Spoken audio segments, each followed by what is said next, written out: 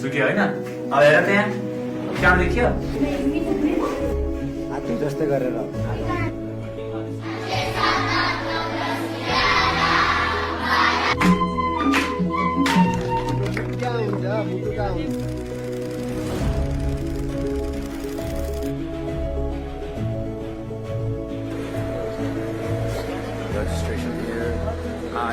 We are sitting outside the Minister of Health's office, Honorable Gagan Thapaju.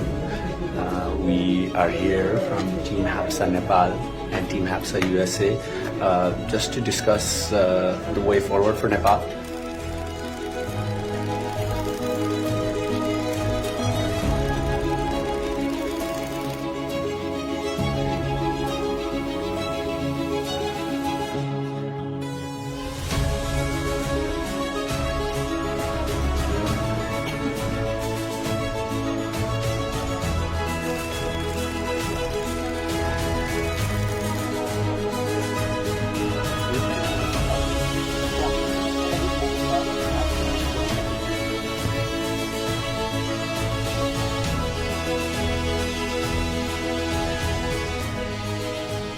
सधैँ नै आवश्यक पर्ने आकस्मिक सेवामा उपलब्ध गराइने तालिमहरूलाई पनि अब हामी अगाडि बढाउँदैछौँ। मुटुको चाल बन्द भएको अवस्थामा गरिने सीपीआर पद्धतिको तालिमहरू र अबको दिनमा हाप्साबाट हामी अगाडि बढाउनेछौँ।